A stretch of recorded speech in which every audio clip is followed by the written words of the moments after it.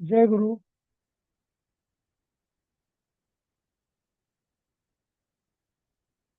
जय गुरु sir. हा, जय गुरु. कुठपर्यंत झालं होतं काल तुमचं? जय गुरु. हम्म.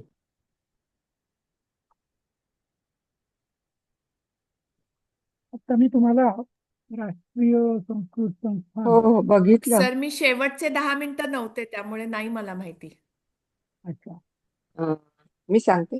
आणि आता सरांनी पाठवलेलं पण 10वा श्लोक आला होता. दुधो म्हणजे दुधोह गांस यज्ञाय. त्याच्यावरती जरा हे झालं होतं की पृथ्वीला दूध गाय असं संबोधलं आहे ना. हा हा हा. बरोबर. हा. सह यज्ञाय गाम दुधोह म्हणजे गायींना दुधवल्या म्हणजे गायींचं दूध काय. दोहन म्हणजे दोहन केले असं. हा, हा. गायी दुभवल्या. दुधवल्या. हा. गायींना दोहन केलं, दुभवल्या गायीचं दोहन केलं. हा, दुधवल्या. नंतर मघवा सत्याय दिवम दुधोही. हा, तर त्यांनी यज्ञासाठी गायी हे केल्या. आणि मघवा म्हणजे इंद्राणी दिवम म्हणजे आकाश, आकाशाचं सत्य म्हणजे धान्यासाठी आकाशाचं आकाशाचं दोहन केलं म्हणजे पाऊस पाडणे. म्हणजे पाणी पाऊस. एवं पाऊस. हा. एवं उभौ इंद्राणी दिलीपे. आवाज तुमचा बारीक येतोय खूपच, काही ऐकू येत नाही. बाकीच्यांनी येतोय. हाच प्रॉब्लेम आहे. बाकीच्यांना पण येतो का? मला येतोय व्यवस्थित. हा, मला पण बारीक येतोय येतोय पण खूप अगदी खोल येतोय. खूप आवाज माझ्याकडून मोठा करायला लागलाय मला. हो. मलाही बारीक येतोय. माझे फुल आहे पण आवाज एकदम. हॅलो, आता बरोबर येतोय? हो हो. हा, आता येतो. आता बरोबर आहे ना? हा. हम्म.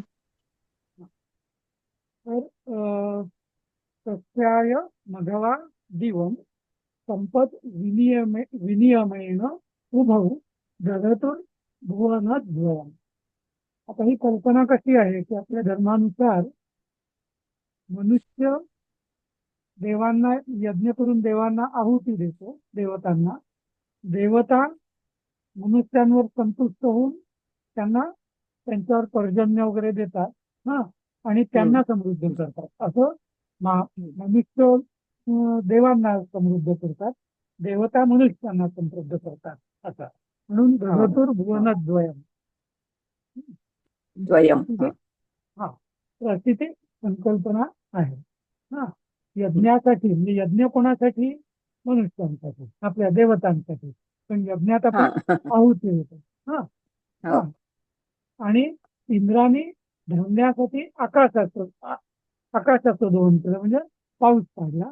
अशा रीतीने दिलीप आणि इंद्र दोघांनी दोन्ही लोकांचं पालन केलं. दिलीपाने हम्म. स्वर्गाचं पालन केलं, त्यांना आहुती देऊन.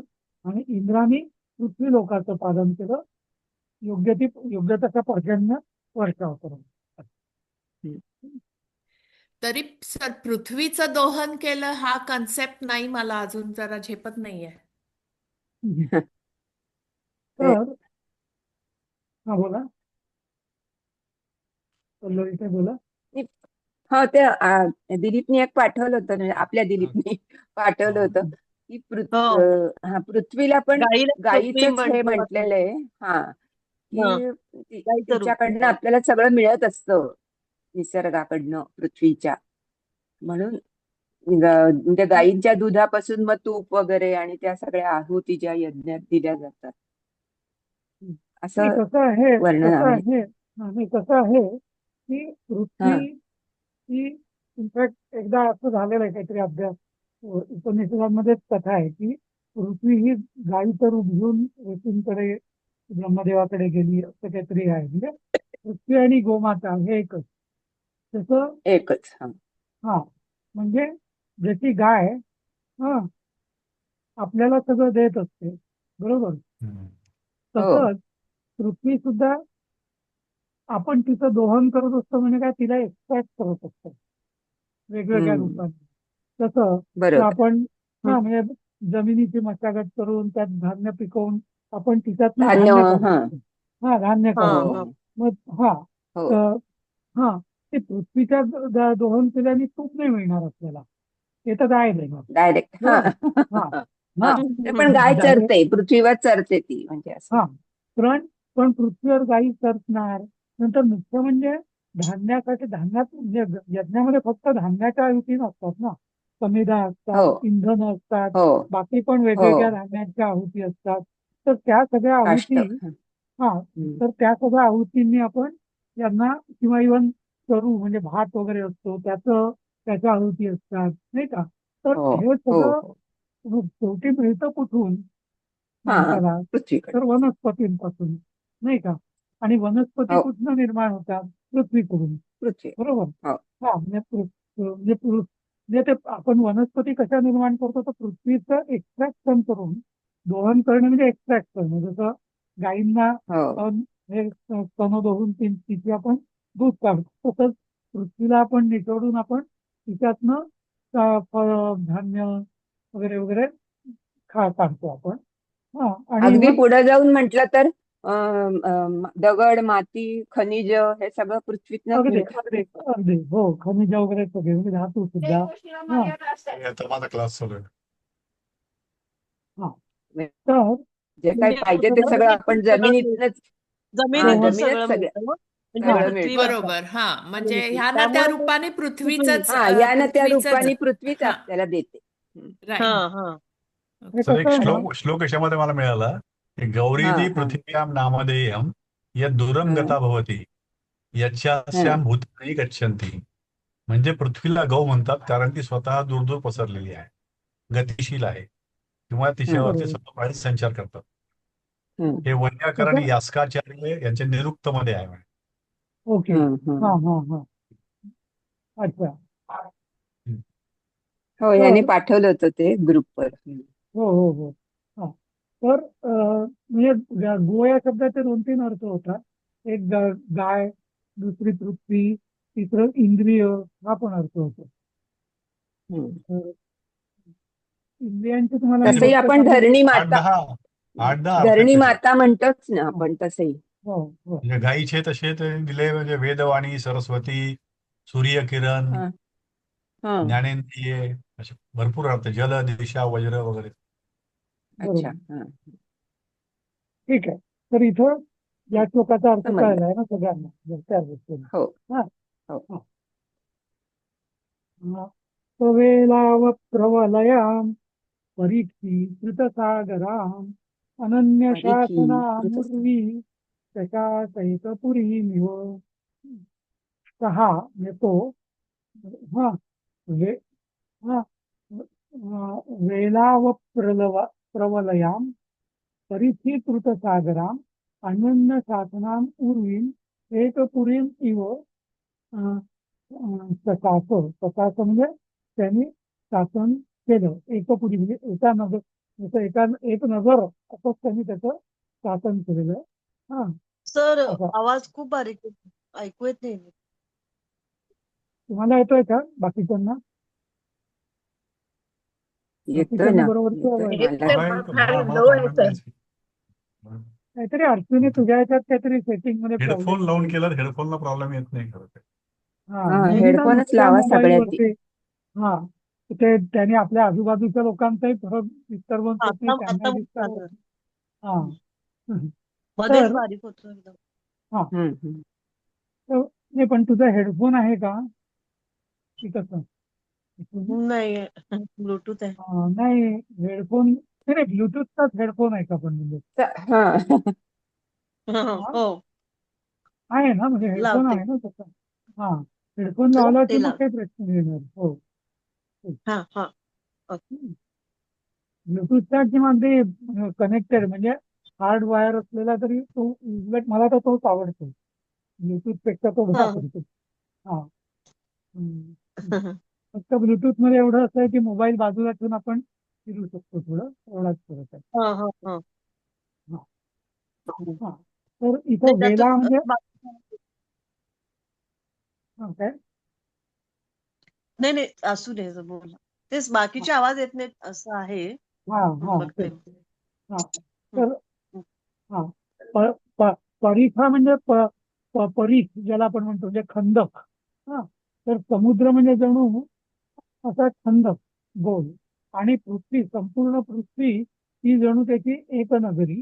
हा आणि जे पूर्ण पृथ्वी त्याची एक नगरीच आहे असं त्यांनी त्याच्यावर शासन केलं, असा त्याचा अर्थ आहे. म्हणजे इथं अर्थ एक एक शब्दाचे बघितले तर वेलाव प्रवलया, म्हणजे प्रवलया म्हणजे त्या अ, अ, यांनी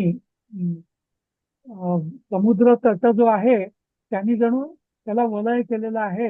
आणि परीखीकृत सागराम, आणि सागर हा जणू खंदक आहे अशा या पृथ्वीचं हा एका एकपुरी म्हणजे जणू एक नगरच आहे अखंड, असं त्यांनी अगदी तिथं सशासं म्हणजे शासन केलं. एकपुरी इव सशासं शासन केलं असं त्याचा अर्थ आहे.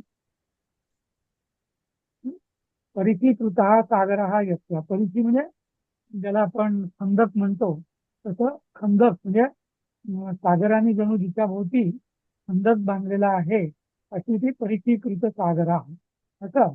हा वेला व प्रवलया, वेला व वप्रवलया, वप्रवलया म्हणजे वेढे, वेढा घातलेला आहे असं. हा असं तर असं त्यांनी म्हणजे पृथ्वीचं त्याचं ते वम नको, वप्र पाहिजे नाही ते. वप्र म्हणजे दुर्ग का परकोट, म्हणजे ज्याला आपण हे म्हणतो काय तटबंदी तसं. तटबंदी किंवा तट हा तटबंदी, म्हणजे दोन्ही एक तर सीमा सीमा तटबंदी. हा दिलं इकडे, सीमा दिलं इकडे पुस्तकात. हा हा तर वेला व सीमा तट प्रवलय नाही, समुद्राची मर्यादा. वप्र म्हणजे तट किंवा कोट. तट किंवा कोट. हा वप्र तेच. म्हणजे तट किंवा कोण. हा प्र पाहिजे सर, वेला त्र झालंय. हा प्र पाहिजे, प्र पाहिजे, ते त्र झालंय. हा सॉरी. हा वप्र वप्र वप्र पाहिजे, प्र वप्र पाहिजे. पाहिजे. हा हा तर वप्र प्र, म्हणजे म्हणजे म्हणजे तटबंदी, आणि तटबंदी परिखी तटबंदी. म्हणजे परिखी म्हणजे खंदक. जसं जुने हम्म. जे ट्रॅडिशनल त्याचे नाही का आपण बघायचो की तो खंदक हो, असायचे किल्ल्याला बाहेर कडेने खंदक, किल्ल्याभोवती, पाण्याचे खंदक. मग नंतर हम्म. तटबंदी असायची, आणि मग त्याच्या मग तिथे मोठा दरवाजा असायचा. हो आणि मग हो हो, त्याच्या आतमध्ये राजधानी असायची तसं. ते असं त्यांनी तटावर असा पूल टाकून. हो त्याच्यावरनं हत्ती बित्ती फिरू शकायची असा तो तट असायचा. हा हम्म. नाही, आणि ते असं पूल हे घालायचं लोखंडी ह्यांनी साखळ्यांनी, आणि मग आत हो शिरायचं, नाही तर आत शिरता येणार नाही असं. हो ते सिनेमात वगैरे दाखवते. हो ते परीखा आणि खाईच्या पुढे ते असं डॅश पाहिजे फक्त. ठीक आहे, म्हणजे बारीक सारीक ते त्याचं. तिथं परीखा म्हणताय इज तुम्ही. इक्वल टू, हा इज इक्वल टू, बरोबर. हा. तिथं पण पाहिजे वप्र म्हणे दोन्ही. हा हा. बरोबर. हम्म. तर अं, शशाचं म्हणजे आपण ते शशाक मागे एकदा गेला होता आपल्याला ना, धातू कुठला त्यातला शास, शास शास धातू, सास, शास शासन, शास्त्रचे वगैरे शासन म्हणतो कर. ना, शासन हा करणं. त्याचा अर्थ म्हणजे त्याचा हा लेखकार आहे मला वाटतं तो. त्याचा लेखकार आहे. हा मागे एकदा त्याचा धड्यात अर्थ शशाक कुठेतरी गेलं होतं. हा, गेला होता धातू लेखकार प्रथम पुरुष येतो. हा हा, शास. नंतर अं, तस्य दाक्षिण्यरूढेन दक्षिणत्वेन नाम्ना मगधवंशजा पत्नी सुदक्षिणे त्यासी अध्वरत्येव दक्षिणा. अं, ए, पल्लवी ताई तुम्ही गीतेचे श्लोक कसे म्हणता? एखादा श्लोक म्हणून म्हणजे काय? दाखवा. नाही, तुम्ही ते हं, गीता गीतेच्या याच्याशी संबंधित आहात म्हणून म्हणतो. कसं म्हणता हो तुम्ही? हो, हा कुठलाही म्हणू म्हणा, का? कुठलाही म्हणा. हा, हा म्हणजे पण ते हा 8 ह्याच्या नंतर हे घ्यायचं ना असं. नाही नाही म्हणा ना एखादा श्लोक कुठलाही. तस्य दाक्षिण्यरूढेन नाम्ना मगधवंशजा पत्नी सुदक्षिणेस्यासीद् अध्वरस्येव दक्षिणा. हा आता ना तुम्ही काय करता किंवा हा, मी पण तसंच करतो. हा, सत्य हा, दाक्षिण्य रूढेन असं आपण ना त्याच्यानंतर किंचित पॉज घेतो. बरोबर. हा. जसं एवं सतत युक्ताये भक्ताये युक्तास्ते भक्तास्त्वां हा परिभासते पर्युपासते येचाप्यक्षरम व्यक्तम तेषाम्. क्षरमव्यक्तं आता तेषां ते हे जे उच्चाताई वगैरे सगळे जे लोक आहेत ना हे कसं म्हणतात हो. येचाप्यक्षरम व्यक्तम तेषाम्. म्हणजे ते अजिबात पॉज घेत नाही. तर ते मला अजिबात जरा थांबत नाही. हा हा हा एकदम मला खटकतं ते नाही. कानालाही वेगळं वाटतं. हा, हा आता नाही का. खरं सांगू का, संध्याताईंनी जे शिकवलंय ना, उषाताई हा तिकडे पण होत्या संध्याताईंच्या ह्याच्यात, तर हा संध्याताई पण सांगायच्या की असं 8 अक्षरांनी थांबू नका. इवन म्हणजे त्यांनी शिकवलेलं आहे की हा सगळा श्लोक एका एका दमात श्वासातच म्हणायचं. म्हणायचा. हो हो हो. म्हणजे एकदा जो श्वास घ्यायचा तो तो पासून सुरू करून नाही नाही नाही, नापर्यंत माझं श्वास माझं नाही नाही माझ्या मते ते श्वासाचं ठीक आहे. पण हा अनुष्टुप छंदामध्ये हा हा हा हा जो ब्रेक तो तो यती यती यती येते घेणं आवश्यक आवश्यक आहे. हा हा त्याचं हो म्हणजे तुम्ही श्वासाचा त्याच्याशी संबंध नाहीये. तुम्ही जसं दीर्घ अक्षर आहे हा ते दीर्घ करा ना. हो तत्सदाक्षिण्य रूढेन. आता इथे न हो. जसं आपण मग न पूर्ण छंदामध्ये म्हणायचं ना, न त्यामुळं न नाही, न त्यामुळं थांबतो नाही, किंचित. आता त्या कसं श्वास म्हणते तत्सदाक्षिण्य रूढेन नाम्ना मगधवंशजा हा हा नाम्ना लगेच असं कंटिन्यू. म्हणतात. न अर्धवट हा झालं. ते मला खटकतं नाही नाही, आपल्या गीतेच्या खटकतं वर्गामध्ये. त्यामध्ये, थांबत नाहीत अजिबात. हा, हा हा ते त्यामध्ये थांबणं मध्ये आवश्यक आहे तर थांबत त्याच्यात. नाही. मला आणि मला वाटतं त्या सर संध्याताईंनी तुमचं सांगितलेलं बरोबर, आहे तसं. हा बोला. हो हो. काय? तुमचं बरोबर वाटतंय ते. आपण रामरक्षा पण अशीच म्हणतो ना. तेच तेच तेच. येते घेणं हम्म. आवश्यक. न्याये नाही, काय दाजानुभाव. हा बोला. काय हा काय होतं म्हणजे संध्याताईंचं काय म्हणणं तो असायचं शब्द पूर्ण जे की म्हणतो ना, आता न पूर्ण म्हणतात दाक्षिण्य रूढेनं. तिथे ऐक एक ना बारीक ऐक श्वास ना द्यायला लागतोच. नाही नाही, संध्याताईंचं काय म्हणणं आहे की हे 8च्या नंतर आता हा न पूर्ण आला, पण काही श्लोकामध्ये तो एखाद्या शब्दाच्या मध्ये येतो 8वा, म्हणून तो तोडायचा नाही, सलग म्हणायचा. म्हणून त्यांनी ती सवय लावली आहे की सलगच म्हणा. नाही पण तुम्हाला सांगू मग का नाही तसं म्हणजे सलग आपण एक काल नाही का म्हटला, सरांनी म्हटला 5वा श्लोक हो यातलाच. रेखा मात्र मग क्षुण्णा, मग तो क्षुण्णा पुढच्याच शब्दातला घेतला ना. नाही नाही नाही नाही नाही तिथे नाही एक नाही, श्वास तसं नाही. नाही नाही, नाही झाला नाही असता. आता नाही नाही क्षुण्णात्ता मनोवर्त बघा असं आता नाही.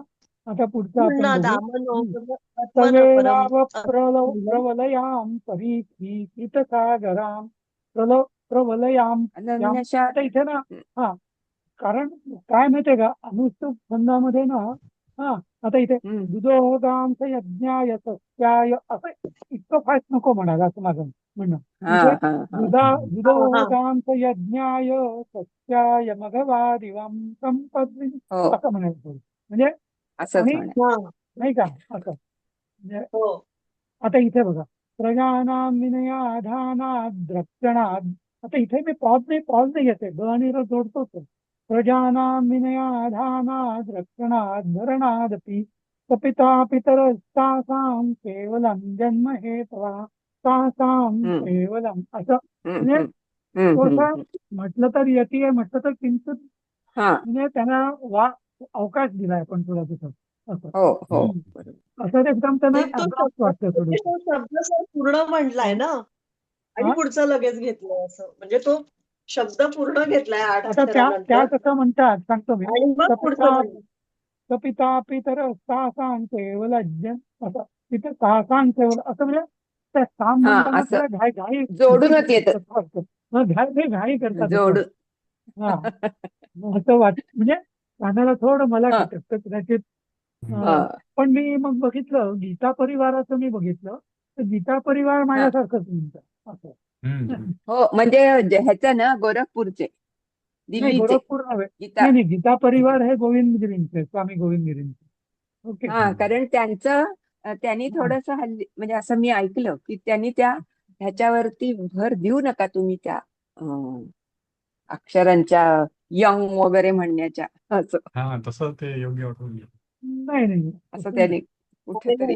नाही गीता नाही नाही, एक परिवाराच्या शब्द फक्त पूर्ण झाला की उत्तरामध्ये लगेच पुढचा नाही होतो. तुम्हाला मी सांगितलं का माझं संध्याताईंशी पण बोलणं झालं त्याच्याबद्दल की ऍक्च्युली मी या हा विषयावर हा हा हा संध्याताईंशी बोलायला म्हणतो म्हणजे जो मी मुद्दा हा. मांडतोय ना आठ हो अक्षरानंतरचा पण हो हो त्याच्याविषयी मी बोलेन त्यांच्याशी पण गीता परिवाराचं मला असं वाटतं कुठे चुकतं म्हणजे चुकतं असं मला विचारतात तर अं, हा ते कसं म्हणतात की सपिता पितर असतासां केवलं जन्म हे तवा असं म्हणतात ते बरोबर आहे पण मग कधी कधी हा ते अनुस्वार असं करतात पण जेव्हा दुधोह गामचं यज्ञ आहे म्हणतात ते हा तर तसा हा माझ्या दृष्टीने कसा नियम आहे जर तुम्ही कुठलाही एक नियम घ्यायचा तो म्हणजे युनिफॉर्मली तोच लावा मग इथे सुद्धा तुम्ही तोच दुधोह नक्कीच गावचं यज्ञाय असंच म्हणायला पाहिजे मग मग तुम्ही असंच गामचं म्हणायला. यज्ञाय नका म्हणू असं हा तर त्या कधी कधी अनुस्वाराचा उच्चार न करतात विशेष हम्म असतं आल्यावरती पण इतर वेळेस हम्म. त्या अनुस्वाराचा उच्चार ज असेल तर य करतील क हम्म. क असेल तर न करतील वगैरे म्हणजे तिथे माझा थोडासा मतभेद आहे गीता परिवाराच्या हम्म उच्चारांवरती हम्म. संध्याताई त्याच्यामध्ये आणि ऍक्च्युली गीता नाही, आणि गीता म्हणते सर, परिवाराच्या एकाने गीता मला म्हटलं होतं गी- ते प्रवेष्टोईंच्या दृष्टोईंच्या वगैरे असं तुम्ही नका करू वगैरे. माझा पण असं समजूत आहे नाही म्हणजे पाठीमागचं जे मी कॉन्सनंट आहे आता हा लक्ष्मीताई गांग बरोबर वाटत, गांग बरोबर वाटतंय. हो ना? नाही असे मी नाही जे आता पूर्वीपासून ऐकलंय आपल्याला बरोबर किंवा म्हणते मी. बरोबर वाचण्याचा असा प्रश्न नाही इथं काही व्याकरण उच्चार शास्त्राचा नियम आहे नाही, हा जे पूर्वीपासून एकतर हा ऐक बरोबर ऐक तेच की. ऐक ना ऐकलंय जे ऐक ना पूर्वीपासून आणि म्हणते ते तसं त्याच्यावर. तसं नव्हे नाही ते तसं नाही ते चुकीचे असू शकतो पूर्वीपासून केलं आपण ओके नियम काय सांगतो मी की एकतर हा आपण शब्दांच्या मधला जो अनुस्वार आहे तो कटाक्षाने पुढचं जे अक्षर आहे त्यानुसारच म्हणा हा त्याच्यावर अवलंबून आहे. हा हा हा बरोबर. पण त्याच्यावर पण अवलंबून आहे ते. हा हो दुसरं जेव्हा शब्दांनंतर जेव्हा अनुस्वार असतो जसं इथे गाववरती अनुस्वार आहे तर याला आपल्याला दोन ऑप्शन्स आहेत हा एकतर तुम्ही गावचं यज्ञ आहे म्हणा किंवा दुधोह गामचं यज्ञ आहे पण मग एकदा मी गाम म्हटलं ना की मग पुढच्या सगळ्या श्लोकांमध्ये मी असंच म्हणायला पाहिजे तसं की जसं बरोबर. सवेला व प्रवलयाम आता याच्या अनुस्वार आहे पण अजून पुढचा श्लोक सांगतो मी अं, हा, नववा येईल नववा. हम्म. नववा घेऊ का प्रजानाम हा प्रजानाम विनयाधाय. हा तिथे प्रजाना आता ना तुम्ही एकतर एकदा तुम्ही नाव शब्दाच्या शेवटी अनुस्वाराचा उच्चार म करायचा ठरवला की सगळीकडे मत करा हम्म मग असंच म्हणा हम्म प्रजानाम विनयाधानात जसं हा मग ते एवं सतत युक्त म्हणू नका मग हा मग ते हम्म. एवं सतत मग सगळीकडे युनिफॉर्मली तुम्ही मत म्हणा असं मग हो इथं हो मला म म्हणायचं असेल ना तुम्ही असंच म्हणेल प्रजानाम विनयाधानाद रक्षणाद मरणादपि पिता पितरस्तासाम केवलम जन्मयेत सगळीकडे मी मत म्हटलं सगळीकडे मत हा. म्हटले. हो किंवा मग हो किंवा मग मी प्रजानाम विनयाधानात किंवा हा केवलंजन असं म्हणा मग तिथे मग हा अपवाद असं कुठे होईल. ठेवू नका असं तर मी गीता बरोबर परिवाराने एकदा हा. जो नियम घ्याल तो हा. हा गीता परिवाराने काय केलं तर हेच आत्ताच्या बनवते मी पण. त्यांच्या जर तुम्ही ऑनसाईट गेलं म्हणजे ऑनलाईन वर गेलात ना हा तर त्यांच्या हा हा आत्ताचे जे त्यांनी नियम दिले आहेत ना ते व्हर्जन 3 हा हा व्हर्जन 1 आणि हा व्हर्जन 2 मध्ये त्यांचे थोडे थोडे वेगळे होते मग त्यांनी त्यात बदल केले हा. पण त्यांनी अच्छा. मला त्यांना हा तर त्यांनी पण हा नियम अजून त्यांनी बदल करायचा म्हणजे आता त्यांच्यात आता ते हा. बरेच मोठे झाले तर मग आता त्यांना आपण हो सुचवणं काही हो योग्य नाही पण हो हा पण संध्याताईंच्या ह्याच्यामध्ये संध्याताई मला म्हणाल्या की मी असंच अनुस्वाराचे उच्चार त्या औ औ असंच सांगतात कंटिन्युअसली हो त्या मी म्हणतो तसं करतात पण त्या हा जो यतीचा जो भाग आहे ना हा मला एकदा मी बोलेन संध्याताई हो तुला त्या कानाला कारण खटकतं आम्हाला ते. त्यांनी ना आम्हाला हा पुस्तकावर सगळ्या अशा खुणा करून घ्यायला सांगितल्या मी त्यांनी आम्हाला फोटो पाठवायच्या हा आणि आता नामच्या नाव विद्य असंच करायचं प्रजा नाव विद्य असंच करायचं मग त्या व बरं तिथे तुम्ही लिहून घ्या असं. हा आठव्या अक्षरावर मी पण थांबून सुद्धा गीता देत नाही. गीता धर्म मंडळाचं अजिबात थांबू शिकले देत ना नाही. तिथेही असंच सांगितलं जसं आता पल्लवीताई म्हणतात ना की 8व्या हो नंतर ब्रेक घ्या म्हणजे यती आणि ग य असं असं सांगायच्या त्या की हो ह्या हो अनुस्वाराचा उच्चार असा करायचा असं. हो हो नाही नाही असा. नाही नाही पण तेच सांगतो मी तुम्हाला की तो जो नियम आहे ना तो हम्म कंपल्सरी कुठे आहे? शब्दांच्या मध्ये हम्म जेव्हा अनुस्वार असतो तेव्हा. हा, कळलं का? शब्दांच्या नंतर जो अनुस्वार असतो ना तर त्याला ऑप्शन आहे तुम्हाला काय म्हणायचं होतं. तो अनुस्वाराचा उच्चार तुम्ही मही करू शकता किंवा पुढच्या अक्षर म्हणजे पुढच्या शब्दाच्या सुरुवातीच्या अक्षरानुसारही करू शकता. फक्त एवढंच आहे की एकदा एखादं ठरवलं आपण की हा मग तसंच केलं पाहिजे. हा जसं आता म हा मनोजवम मारुततुल्य वेगंजित आपण वेगम म्हणतो की वेगंजिता म्हणतो आपण. सांगा तुम्ही तुम्ही वेगम कसं हा बोलता? वेगम म्हणतो वेगम वेगम हा, वेगम ऋततुल्य वेगम. वेगम वेगम म्हणतो ना आपण. हा, हो मग हो जितेंद्रियम. हा, ते हो मनोजवम हो मारुततुल्य वेगंजित वेगंजित असं म्हणतो का जितेंद्रिय आपण? बुद्धिमतां असं वरिष्ठ. बहुतेक वेळा नाही म्हणत न नाही का नाही म्हणत. आपल्या. न नाही म्हणत. हा, न म्हणत नाही. य नाही म्हणत य य. हा, कारण तेच नाही म्हणत. कारण काय सांगतो मी उत्तरेतले जे आहेत ना उत्तरेमध्ये कंटिन्युअस त्यांनी नियम असाच सांगितलेला आहे की मत म्हणा. शब्द तुटला की मग हम्म अनुस्वारानुसार मत करा असं सांगितलेलं. तुम्ही पण दोन्ही मार्ग आहेत माझ्या दृष्टीने. पण जो काही मार्ग तुम्ही निवडाल तो युनिफॉर्मली तसंच निवडा. असं. ठीक आहे पण ते चालेल. मी सध्या माझ्या ते यतीचं जरा खायचं मला बाकी काही नाही. हा हा ठीक आहे. आपला आपला 12वा श्लोक 12वा. होता ना. हो हो. हा तस्य दाक्षिण. हा. तस्य दाक्षिण्यरूढेन नाम्ना मगधवंशजा पत्नी सुदक्षिणे त्यासी अध्वरस्येव दक्षिणा. हा, दुसरं आता या अनुष्टुप छंदामध्ये जो शेवटचं जे अक्षर असतं ना त्या रूढे नामना म्हणजे आता कसं आहे ह्रस्व अक्षर आहे पण तरी ते आपण जसं आपला काव्यात नियम आहे ना छंदामध्ये की शेवटचं अक्षर जसं पदाच्या शेवटचं अक्षर तुम्ही दीर्घ म्हणजे 2 मात्रांचं गुरु पकडायचं. हा, गुरु तसंच हा. तिथं सत्यदाक्षिण्य रूढे न न म्हणजे असं त्याला 2 हो मात्रांचं पकडायचं. हा, नामना मगध होय. वंशजा असं म्हणायला पाहिजे. तिथे अच्छा अच्छा. आपण जर असं हो. म्हटलं सत्यदाक्षिण्य रूढे न नामना मगध तर ते हा. लय बिघडली ती असं. हो हा. तर याचा अर्थ असा की सत्य म्हणजे त्याची दाक्षिण्य आरूढेन. दाक्षिण्य म्हणजे रुजुता नम्रता सहिष्णुता या अर्थाने दाक्षिण्य हा शब्द वापरलेला आहे. हम्म हा, तर त्याची हम्म दाक्षिण्य आरूढेन म्हणजे पूर्ण नम्र रुजू अशी म्हणजे सरळ स्वभावाची नम्र स्वभावाची अशी मगध वंशजा म्हणजे मगध वंशातली सुदक्षिणा नामना दुसऱ्यावेळी सुदक्षिणा नामना पत्नी सुदक्षिणा इति नामना पत्नी आसीत् असं. तस्य मगध वंशजा दाक्षिण्यरूढेन नामना हे चुकलेलं आहे अन्वयाचा. तस्य मगध वंशजा हा म- किंवा दाक्षिण्यारूढेन मगध वंशजा सुदक्षिणा नामना सुदक्षिणा इति नामना पत्नी आसीत्. हा, अध्वरस्य दक्षिणा इव असं म्हणायला पाहिजे. अध्वरस्य दक्षिणा इव आता अध्वरस्य दक्षिणा इव म्हणजे हे यज्ञाशी संबंध आहे की जसं अध्वर म्हणजे यज्ञ आणि यज्ञपत्नीचं नाव असतं दक्षिणा.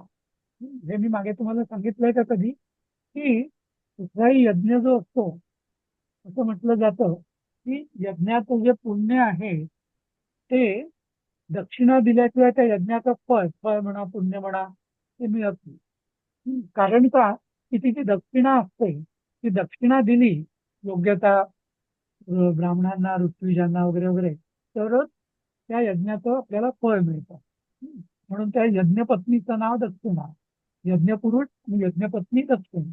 तर दिलीप राजाची जी पत्नी आहे तर ती अत्यंत दाक्षिण्यारूढ म्हणजे अत्यंत नम्र रुजू अशी होती ती जसं म्हणजे अशी ती होती आणि ती जणू यज्ञाची पत्नी दक्षिणा जशी असते तशी ती होती असं त्याची म्हणजे जसं यज्ञाला दक्षिणा ही अनुरूप पत्नी आहे तशी म्हणजे हा राजा सुद्धा उदार अत्यंत आणि त्याची उदार किंवा अत्यंत नम्र दाक्षिण्य असलेली अशी पत्नी सुदक्षिणा असं असं ते त्यांनी उपमा दिली आहे कालिदासाने.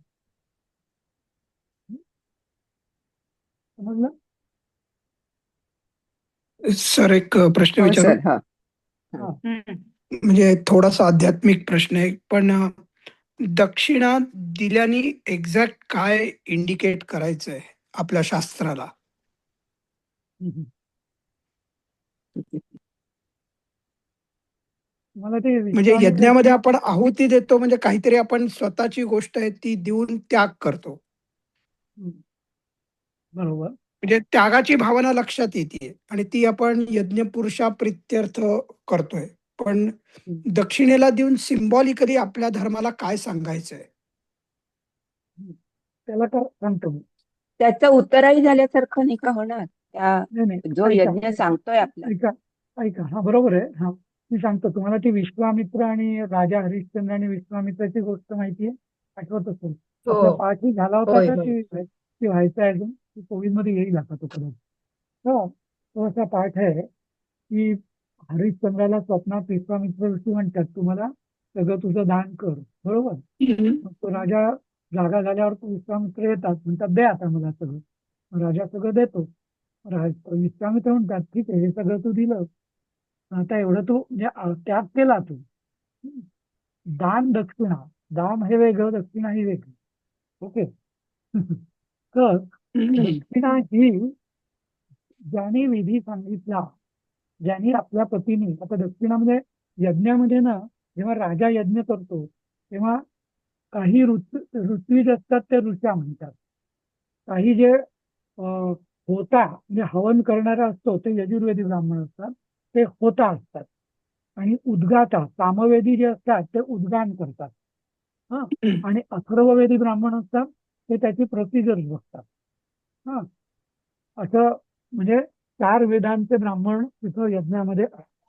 ऋग्वेदी जे असतात ब्राह्मण ते ऋचा म्हणतात, कारण ऋग्वेदामध्ये सगळ्या ऋचा आहेत. यजुर्वेदामध्ये सगळ्या यजन कसं करायचं याचा म्हणजे कर्मकांड ते आहे. तर तो म्हणजे आहुती देणं, तर त्या आहुती देणारे जे ब्राह्मण असतात ते असतात यजुर्वेदी. नंतर जे उद्गात्र असतात म्हणजे गायन करतात स्तुती वगैरे विशिष्ट रागांनी वगैरे, ते त्यांना म्हटलं जातं उद्गाता. आणि अथर्ववेद म्हणजे त्याची सगळी जी प्रोसिजर वगैरे हे करणं. मुख्य पण 3 वेद आहेत. तर हे होता सॉरी ऋत्विज, होता आणि उद्गाता हे 3 मुख्य त्याचे हे असतात काय यज्ञाचे. तर त्यांनी त्यांचं जे कर्म केलं यज्ञकर्म केल्याचं त्यांना त्यांचं हे द्यायला नको असं. यज्ञ पूर्ण त्यांनी संपन्न केला आहे ना म्हणून. तर जसं तर म्हणून त्या दक्षिणेचं महत्व आहे की तुम्ही देवांना आहुती दिल्या, पण ज्यांनी तुम्हाला तुमचा यज्ञ सिद्ध केला त्याला तुम्ही काय देणार आहात. म्हणजे तो काय नुसतं आपलं गिफ्ट नाहीये, ते रिटर्न गिफ्ट नाहीये. ओके. हा खूप खूप खूप त्यांचा मान व्यवस्थित आहे. कळलं सर. हा त्यांचा मान आहे तो त्यांनी एवढा आणि नाही इथे प्रसाद नाही नॉट नाही नुसतं मान नाही. दक्षिणा ही कुठली जी दक्षिणा असते ना ही काहीतरी कर्म केलं योग्य चांगलं कर्म त्या प्रित्यर्थ दिली जाते. म्हणजे असं फी आहे ती नुसतं थोडक्यात. हा पण ती फी म्हणजे तुम्ही त्याला फी म्हणावं हवं तर, पण ती फी ही त्याच्या नियमानुसार त्याची फी आहे. म्हणजे असं भरमसाठी फी नाही आणि क्षुल्लकही फी नाही. म्हणजे कर्मानुसार त्याची आता फी आपण हो पण ना जास्त काढलेली असं. हा आणि सत्यनारायणाची ती पूजा केली तरी गुरुजींना दक्षिणा देतो की. हा तर आता दान कसं असतं, दानामध्ये त्यांनी काही कर्माची अपेक्षा नसते. समजलं ना. दुसरं दान हो. हे राईट. दान आहे. हा पण हा ते जे किती द्यायचं कमी द्यायचं आता जास्त द्यायचं हे काय. आता जसं आहे ना, आता उदाहरणार्थ मी कोणाचं दान घेणार नाही. ओके. मी कोणाचं दान घेणार नाही, पण मी जर एखादं कर्म केलं तर त्याची मी दक्षिणा मला घेणं आवश्यक आहे, कंपल्सरी. कारण मी दक्षिणा घेतल्याशिवाय त्याला त्याच्या पूजेची म्हणा फळाची म्हणा प्राप्ती होणार नाही. मी जर एखाद्या करता लघुरुद्र केला समजा तर त्याची दक्षिणा घेणं मला आवश्यक आहे. भलेही मग मी ती दक्षिणा घेऊन त्याचा वेळ काहीतरी करेल मी, पण म्हणजे माझ्याकडे ठेवणार नाही किंवा काय करायचं ते करेल, पण त्याच्याकडनं मी दक्षिणा घेतलीच पाहिजे. मी असं म्हणून नाही चालत, नको नको मला काही गरज नाही असं नाही. समजलं ना? हम्म. तर हे समाजाकरता धर्माने हे नियम घालून दिलेले कर्मकांडाचे असं. सर रामायणात सुद्धा रामाने जेव्हा विजय मिळवण्यासाठी रावणाला पौरोहित्य करायला बोलवलं तेव्हा सुद्धा त्यांनी दक्षिणा सांगितलेलीच होती, पण रावणाने त्याच्याकडनं मागून घेतलं की माझा दक्षिणा मृत्यू देणंच तुझ्या आहे आवडत. समोर यावा. आणि पूर्वी हा. ब्राह्मण लोकच हे सगळं हे करायचे ना, नाही नाही, तर दक्षिणा जी आहे ना, म्हणजे धर्म. तर ती हं. म्हणजे असं मग पूर्वी जे त्यांना दक्षिणा मिळाली. कसं असतं आपले कर्म षट षट षटकर्म मानली जातात आपली, हा, आपल्या यज्ञ धर्मामध्ये. हा, षटकर्म कुठली? अध्ययन, अध्यापन, म्हणजे शिकणं आणि शिकवणं, यजन आणि याजन. यजन म्हणजे स्वतः यज्ञ करणं, याजन म्हणजे करवणं, म्हणजे दुसऱ्याच्या करता करणं, म्हणजे हा, म्हणजे दुसऱ्याने आपल्याला अपॉइंट करायचं आणि करणं, आणि दान आणि प्रतिग्रह असे षटकर्म आहेत. समजतं तुम्हाला? अध्ययन, अध्यापन, यजन, याजन, दान आणि प्रतिग्रह. तर त्यापैकी या सहाही कर्मां ब्राह्मणाला या सहाही कर्मांचा अधिकार आहे. तो त्यांनी म्हणजे त्यांनी करायला पाहिजे असं. पण क्षत्रियाला प्रतिग्रह म्हणजे घेण्याचा अधिकार नाही ब्राह्मण सोडून. कारण का, की तो क्षत्रिय हा याजन करतो का? राजा स्वतः यज्ञ करतो, पण स्वतःचा तो दुसऱ्याकरता त्याची पूजा करत हा, अध्यापन करू शकतो, दान करू शकतो, पण राजाला त्यामुळे खरा क्षत्रिय ना तो कधी हात असा करत नाही बघा. म्हणजे म्हणजे हम्म. काय, हा, कारण त्याच्या दृष्टीने ते कमी पण आहे. ब्राह्मण बरोबर. दक्षिणा घेऊ हम्म. शकतो, प्रतिग्रह ज्याला हम्म. म्हणतो, हा, असा. तर तुम्ही म्हणजे दक्षिणा पण घेत नाही आमच्याकडनं. हा, नाही पण हो. पल्लवीताई सर हा. सर आपले विद्या दान करतायत हो. आणि पण दानाचा बोजा जास्त असतो. हो दानाचं ना. पुण्य मिळत. हो. म्हणजे पुण्य त्यांना मिळतंय पण जबाबदारी आपल्यावर जास्तीत जास्त पडते. आणि मी तुम्हाला येस मी येस. दक्षिणा घेत नाही कुठे सांगितलं? मी सांगितलंय तुम्हाला की तुम्ही तुमच्यासारखे काही एक विद्यार्थी म्हणजे याच्या अजून पुढे पास ऑन घडवा. करा. तयार हा. ती माझी दक्षिणा आहे असं. ती माझी दक्षिणा दक्षिणा. आहे. हो. हो, माहिती आहे? ज्ञान दिल्याने ज्ञान वाढते, त्या ज्ञानाचे मंदिर हा. आहे तसं आहे त्यामुळे ते. त्यामुळे असं आहे. तुम्हाला सगळ्यांकडून दक्षिणा आहेच घ्यायची मला, पण ती त्या रूपाने घ्यायची असं. त्या रूपाने बरोबर. देणार देणार. आता एकच श्लोक राहिला आपला. हो, तो घेऊया ऐकला. तर आपण. वेळ हा. किती आहे? तर हा, खूपच छान वेळ. समजावून सांगितलं. आता आयुष्यभर लक्षात राहील दक्षिणा मी का देतोय. हा. हा. हम्म. कलत्रवन्तमात्मानम् अवरोधे महत्यपि तया मेने मनस्विन्या लक्ष्म्या च वसुधा विपः. हा, आता कलत्रवंतः, हा, म्हणजे तो वसुधाधिपः, म्हणजे वसुधाधिपः म्हणजे पूर्ण पृथ्वीचाच तो अधिपती होता. हा, अं, आणि अवरोधे महती अपि मनस्विन्या तया लक्ष्म्याचं आत्मानं कलत्रवंतम मेने. म्हणजे त्याचं खरं प्रेम त्याचं फक्त दोन गोष्टींवर होतं. मन त्याचं, एक म्हणजे राजलक्ष्मी आणि दुसरं स्वतःचं कलत्र. कलत्र म्हणजे पत्नी. म्हणजे त्याचा अंतःपूर जे होतं, हा, जसं वसुधाधिपा म्हणजे त्याचा म्हणजे पृथ्वी हे पण मोठी होती, आणि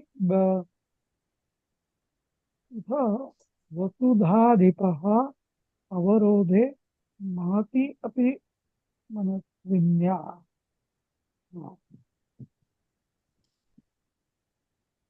इथं वसुधाधिपाचा अर्थ वसुधया अधिपा म्हणजे, पण इथं वसुधेचा अर्थ माझ्या दृष्टीने अंतःपूर्ण म्हणजे पूर्ण वसुधाच त्याची होती असं.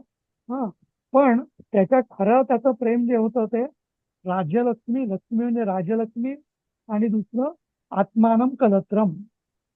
हा, असं. तर कलत्र जे आहे त्याच्यावरतीच त्याचं खरं प्रेम होतं. हम्म. इधर दिलीप का अंतपुर वर्ग रानी निवास भी महान था, फिर भी दिलीप अपनी पत्नी सुदक्षिणा और राजलक्ष्मी को अपनी